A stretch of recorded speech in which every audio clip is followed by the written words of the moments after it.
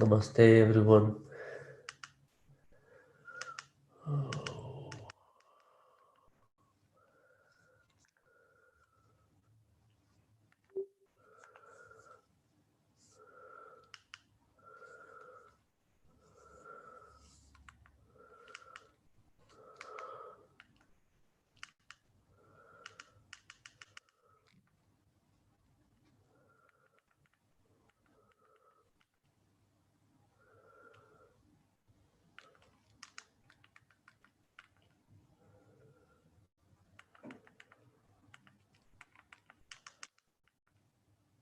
Hello, everybody on YouTube. Namaste. And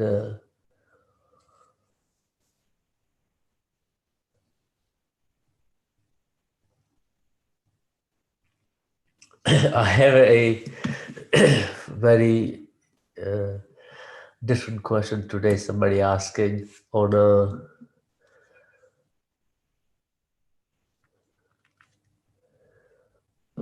YouTube, and as well as in person. There's some questions somebody asked in person as well. Everybody live on YouTube, namaste. And namaste to everyone in the house with me together.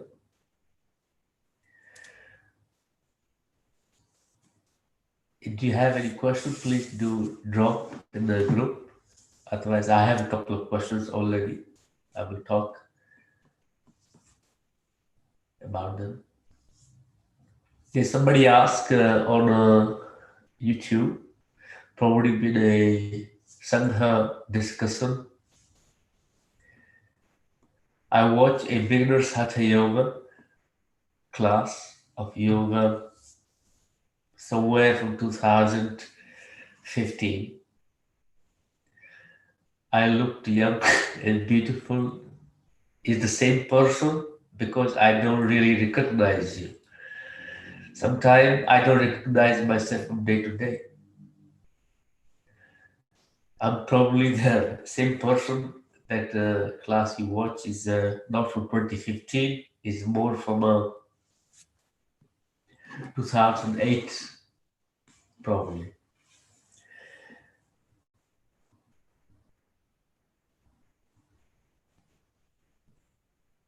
Today's question somebody asked on Instagram, that where do I live? Some of you already read my reaction to it, or my conversation about it. I live in my body, but I live in my body all the time, most of the time.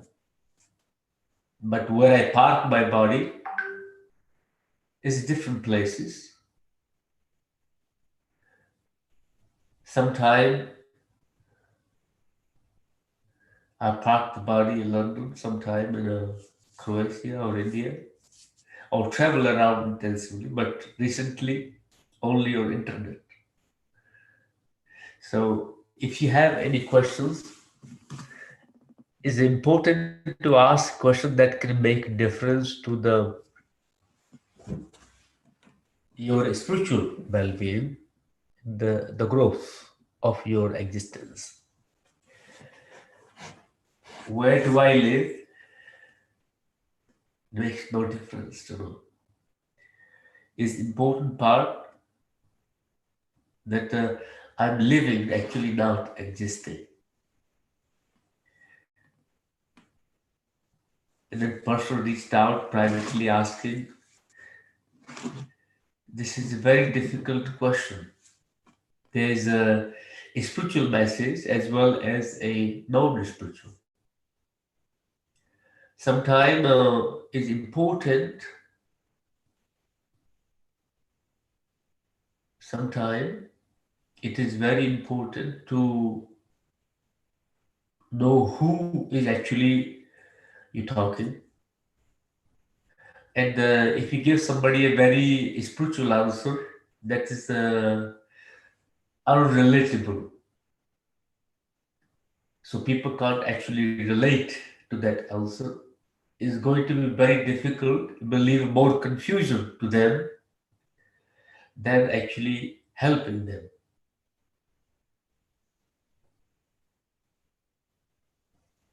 We are in physical body.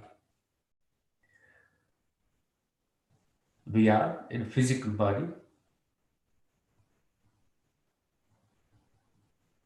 No matter are you a light being or not light being or a dark being. This is all definitions we have put into it. So we are light beings, but you might be a dark being. Who cares? As long as at present you are living in physical body. That is what is important. And what experience you can have through the physical body, that is very personal. Sometimes you can be doing the practice that's supposed to make you feel light, but sometimes people end up having very dark experience about their existence. So that does not mean they become a dark being or light being. It is a process. Both of them exist parallel to each other, side by side. One cannot exist without the other. So your tamasic nature is also necessary in order to exist rasic as well as the sattvic. You cannot be sattvic without the tamas.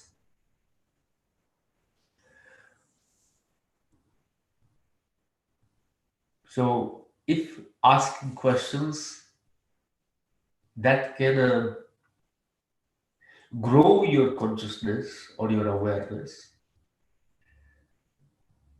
it will be much more interesting. I had a question, somebody asked how old I am. People ask, this is the one thing people search quite frequently in Google, how old Yogi Ashokananda, and Yogi Ashokananda's age. This is quite a strange question that Google recommends to people. How old I am, I don't even know myself how old I am. So, same question people ask how old yoga is. People ask one question every time you go, how old yoga is, and they try to put a number to it, 5,000 year old. I have been hearing it, yoga is 5,000 year old. Last 45 to 50 years of my life, yoga is 5,000 year old. It have not increased in number, at least say 5,050 years old. Same word I heard 50 years back, I hear the same sentence again. Yoga is 5,000 years old. And 200 years time, people will say the same thing. Yoga is 5,000 years old. Yoga is old as your mind. The day duality came into existence, yoga came into existence. The day the concept of knowledge came to existence, yoga came to existence. The day you felt separation inside you, when you got a dual personality, you required yoga. The day you question your mind, you required yoga. The day you question your body, you required yoga. So when did that question happen? Yoga came. Why did yoga came? I have no idea. But it is really wonderful. It works perfectly well, mentally as well as physically. So you accumulate knowledge about some topic. You can accumulate a knowledge about some topic. For what? Does that knowledge influence your existence or it still remains the same? Does it make you any greater human being or a kind human being, or does it make you more compassionate human being? Probably not. I know lots of people, very, very wise, knowledgeable, almost like a living Google, or you could call it a living library. You could have a conversation about in depth for hours and hours. But does that person is free from the mental suffering? Does that person is free from emotional suffering? Does that person is free from physical suffering? Or is the metrics of karma this person is free from? I am no way to judge to somebody. But important part, if the knowledge you have accumulated, the understanding you have accumulated, if you are not able to implement and live through it, it is just a knowledge as it was in a book. Now it has become a burden on you. It's not just only a knowledge, but also becomes a burden. You have to live up to expectation of that knowledge. If anybody knows you that you are knower of that, they will expect you to live from it. Now you start lying as well about it. So maybe accumulate less knowledge will be better if we implement what you have accumulated. The personal opinion. Or you can become a the living knowledge library, but yet nothing to be implemented. But you use the knowledge to navigate through your life, through the circumstances. That is also very important, but it doesn't make anyone a greater human being or kinder human being. Purpose of yoga is to be kind, cultivate the kindness, cultivate the compassion, cultivate the love inside, cultivate the acceptance inside, the opening inside. So that is a one message for yoga. So don't ask questions how old yoga is. Enjoy yoga, participate, practice. I have a one question. How can I make my friend manage grief?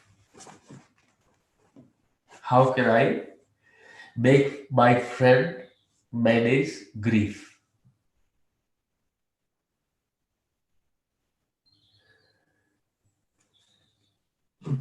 Grievance is a depend what caused the grief, first of all, is a very sentimental subject. They say time is the biggest healer. Time is the biggest healer. But over the time, what happened, you get other karmas layered over it, you forget about it. You still have the grievance inside, you still have the little, the holding on to the samskara about it. Only way you can help somebody agree is a self-healing. Not through the conversation. People say the mental justification and giving them a very words of wisdom, which you hear them most of the time when somebody passed away, they are in a better place. How do you know they are in a better place? Have you been there? Have you just arrived from that place? Oh, they are living properly, perfectly well in heaven. You have no idea. You are not coming from hell. Your life is living hell, but you are giving somebody a little mental comfort that they are better, they are in better place or living in heaven. So this is basically a fake lie. You lie to give somebody a little fake comfort, and that actually does not help the grievance. That actually suppresses the grievance. The one example I give. It is a grievance of a loss, either it's economical or the human loss or the relationship loss. People grieve for many things. They said, oh, it's better without them. So you have to understand your attachment. If your attachment is greater to whatever you have lost, it's going to be very difficult for you to. Greater the attachment you have, the harder the grievance is. Greater the attachment you have, the harder the grievance is. The greater the pleasure you receive to your senses, to whatever object it might be, the harder will be for your senses to adjust to accept it. So you will suffer from grieving. So all you need to do, I give message there as well. How the greater the pleasure your sense have experienced to the whatever being it is or the object it is, the harder the grievance will be.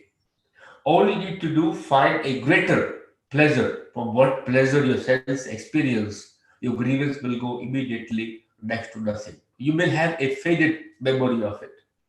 After a certain time, that grieving will completely disappear. Do you understand what I'm saying? If your sense have a certain level of taste, your mind got used to it. Now you don't, your sense have no access to that. Your mind find it frustrating because it like to experience again and again. All you need to do, give your mind a greater taste than what you have already. Give greater pleasure to your mind than what previously have experienced through the sense, whatever that object or the person, whatever it might have been. In the only way you can overcome the grievance. The best and the greatest pleasure you can give is self-realization, self-understanding, connection to your higher self, understanding of your relationship to your senses, understanding of who you are, rather than giving them a comfort or mental comfort. Give them a possibility to face the reality and accept the reality of the present situation, the present circumstances, rather than looking for a divert, rather than looking for a replacement. Accept the situation and try to live with it and try to understand yourself why actually you are grieving. Okay, I hope that helped. There's a one more question somebody asked.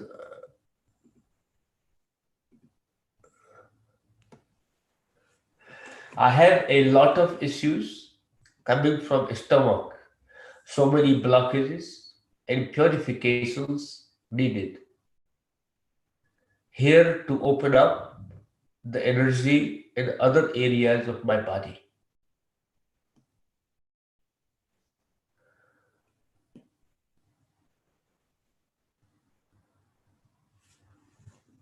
Do you understand? I have a lot of issues coming from the stomach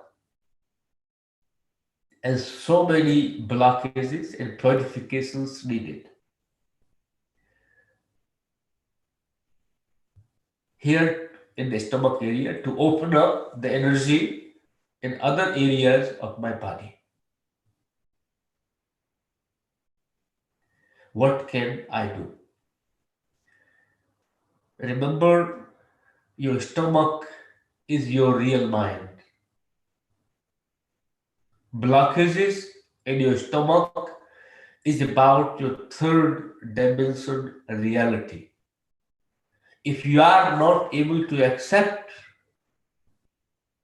yourself and you're fighting with yourself, you will have a stomach problems, stomach blockages.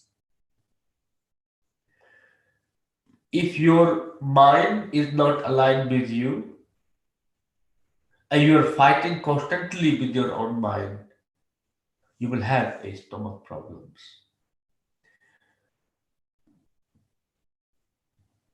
Or you are connected with your stomach, or you connected with yourself, but you are abusing your existence of third dimension. That can also cause. It goes both ways. If you are not connected, you will have problems. If you are connected and abusing it, you will have a problem in stomach areas. The concern is the more they say if you hold too much darkness, you say darkness actually in the heart, no. Your stomach is a darkness. Stomach is a real way your kutil, your complex emotions get churned up. You do everything for stomach, not for heart. You use the heart to satisfy the stomach. Sometimes you use your head to satisfy the stomach. Everything you do in life, not for head, neither for your heart. You do it only for your stomach. Because your tamas is really strong.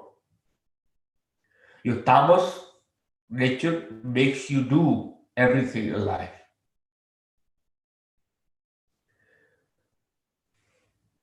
If you are very, if your person is hearing that, please don't take it personally.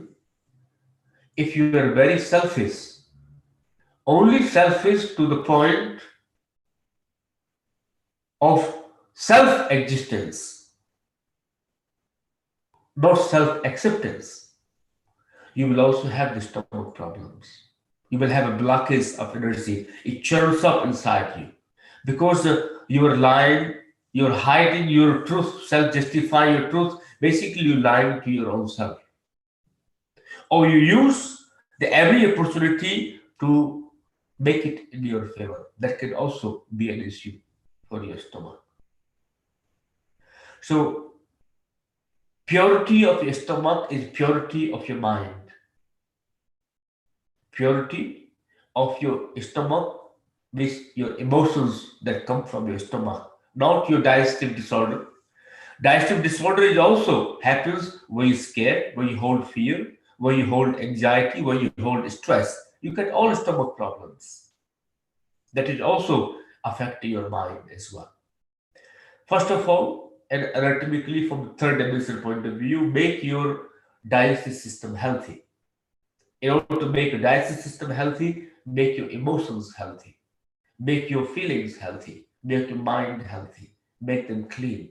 Not just only make your stomach clean, not just only purify your digestive system, but purify your thinking as well.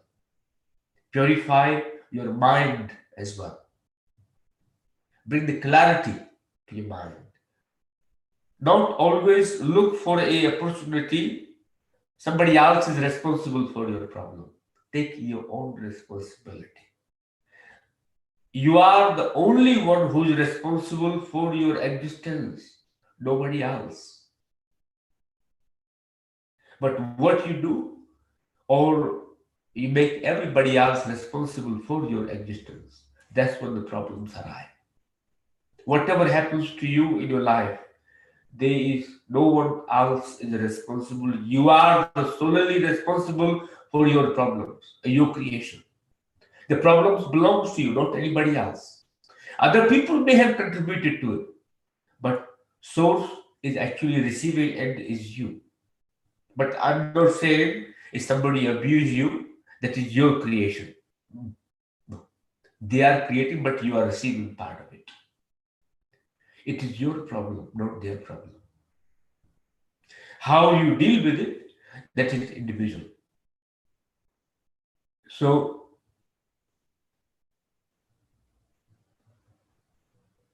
purifying your digestive system, purifying your guts, purifying your stomach area.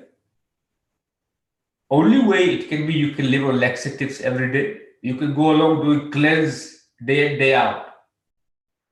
You can do almost gut detox every third month, that will also damage your body too. You should not overdo it. You should do it only once a year maximum for stomach cleanse. But if you are obsessed of purification, that is also very dangerous. Purification of the mind is needed. Purification of your heart is needed. Purification of your stomach is needed. Purification of your thinking is needed. Till they're all purified, you're purified in your living, not just only inside your stomach. How you interact. Do you use every opportunity to steer the things in life of other people? That will steer your stomach too. So there's many ways you can find it.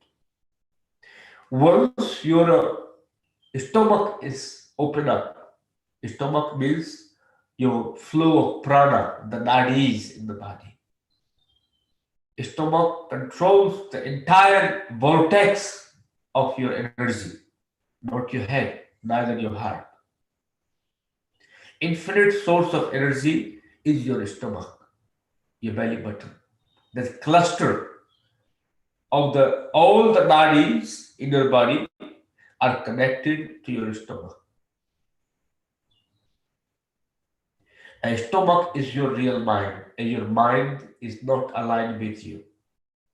You're either not connected to your mind or abusing your mind or not taking the responsibility of self-love, understanding to your stomach, your feelings.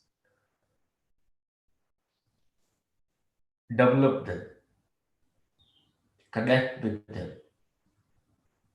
nourish them, not abuse them. So you can, energy will automatically open up from the stomach, but not by cleaning the digestive system, but cleaning your thinking. So I hope that helped. If there's more questions, please do ask. There's one more question I had from a, I might read from my mobile. Is it okay?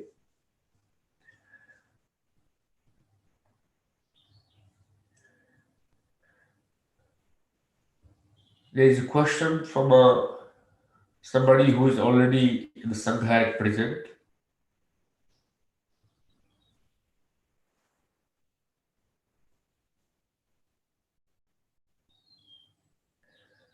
Reaching desirelessness state.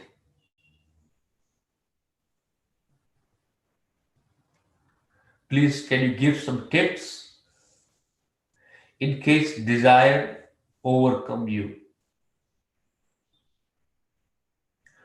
During some practices, I feel sudden rise of energy, which feels quite intense in my head sometimes, causing tension and a heat. Is there any specific way I could direct the energy so it moves more smooth? For the last question, we talk the previous question afterward. During some time, I feel sudden rise of energy, which feels quite intense in my body, in my head, sometimes causing tension and a heat. If the practice you are doing are done mindlessly or done without awareness or done aggressive, a vigorous mind to it during it, you will feel a little headache because your body is not prepared for it. If you're feeling a lot of heat in your body due to some practices and tension in your head, It is increased heat in the body, increased flow of prana and kundalini in the body. It can create it can happen due to the practice you're doing and how your mind is during the practice. If that happened, I will recommend a child posture. I recommend a child posture. Just go and put your forehead to the earth and transfer all the energy to earth. You have the best conductor that can take away the heat from the body. Point one. Point two, how you can prevent it.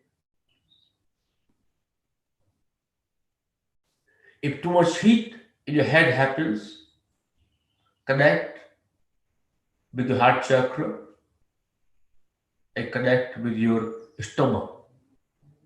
Balance the three energies. You will also reduce the heat of your head.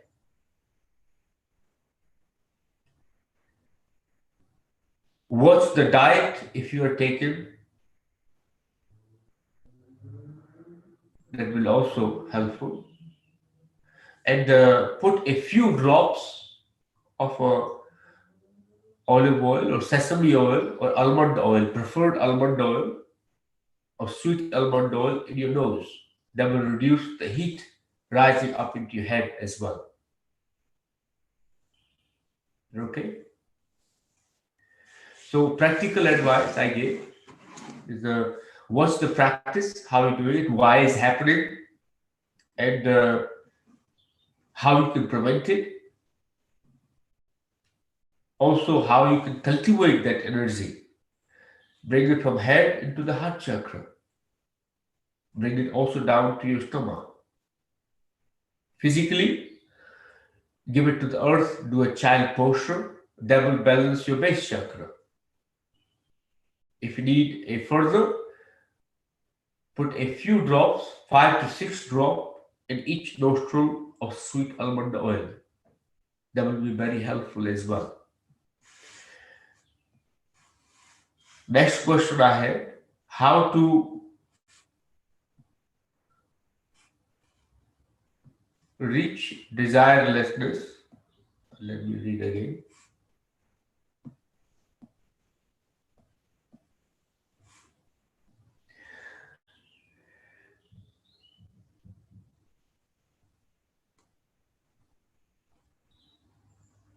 Reaching desirelessness state means dispassion,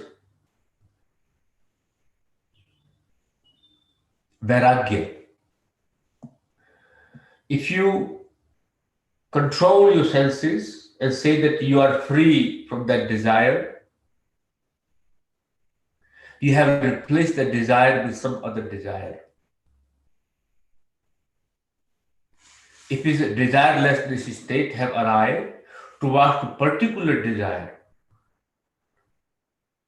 your desire, as long as it narrowed to the pinpoint to certain object, to certain people, or a certain emotion, you have not reached desirelessness state. When your sense reach to the state of dispassion, vairagya, in that you have reached complete desireless state.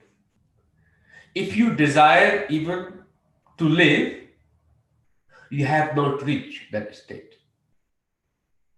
So it's very easily nowadays is a word desirelessness is being used. As long as there is desire, if you get a needle in your body and you want to survive it, fight with it, there is a desire to live. So it is not possible to reach desireless state. If you have reached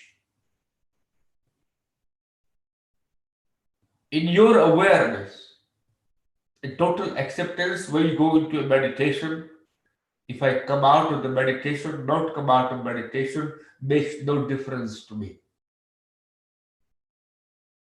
If I go to meditation, if I never wake up again, makes no difference to you. Means you reach desirelessness state. You have reached your abdhuta state. You have reached your eternal state, where you are 24/7 living with your eternal state, not concerned how your senses are feeling, completely vairagya, virakti. You have reached to the desireless state.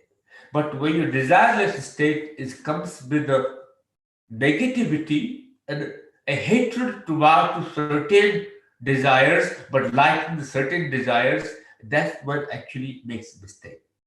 Desireless person is neither spiritual or not material.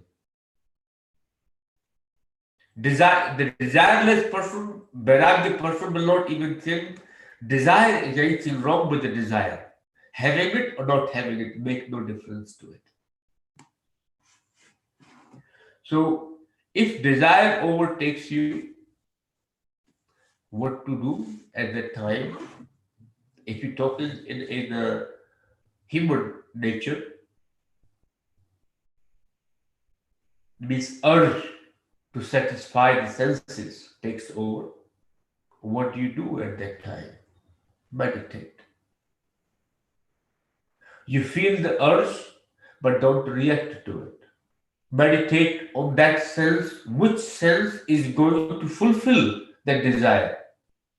You meditate with it. Connect with the energy so you can harness that energy rather than using that energy to fulfill the desire. Let's say I have a desire to eat an ice cream. Eating ice cream not a big bad desire. Now my head is stuck on eating an ice cream. I will do everything that to eat ice cream, to find a money. I don't have money to go find the money. First desire, I will have to use. Ice cream is very expensive nowadays. If you live in a forest, to get ice cream, then I want to eat ice cream only in certain area. So I have to maybe take the flight to maybe transportation or get a ride from somebody to get the ice cream. Once arrived, they had to pay for it. So there is a lot more other things along with it. So having a desire, I can put my effort to go eat the ice cream, or I can close my eyes. What I'm going to benefit from it? I have that energy, all the effort I'm going to put to fulfill that desire. I can harness that energy and time as long as it is depends what is my purpose of my existence. If my purpose is to understand myself or live for my senses. If I'm living for my senses, yes, I will go any extent to fulfill my desire to eat the ice cream. If my purpose is to service to myself, how actually I am, who I am, to understand myself, I will just go and meditate and renegotiate or understand my senses. Why actually coming? Because either I read or something triggered it inside. I want to have either some indulgence. So need to find it. Don't kill your desires. I'm not asking you to kill the desire. Remember, understand your desires. Once you kill your desire, there will be three other desire will wake up and fight against you again. Killing and suppressing your desires cannot be fruitful to you. But the moment you can witness your desire, it becomes fruitful to you. It becomes a lot more beautiful. It will become a greater pleasure than the fulfilling the desire itself, because you have not lost your energy in the process of fulfilling the desire, but you are able to harness that energy. So that's what the Tantra is. Tantra is all about harnessing the energy from the senses when the desire hits you. What you do with it? Usually you fulfill it. So biggest desire is you can go without food, listening music, seeing other things. The sexuality. That's what sometimes only focus only on sexuality. But actually, tantra is supposed to be part of day-to-day living. Like if you want to eat a food, you are really hungry. There is lots of food served, but it's not good for you.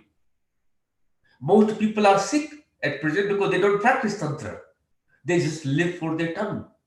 They have no control over their eating habits.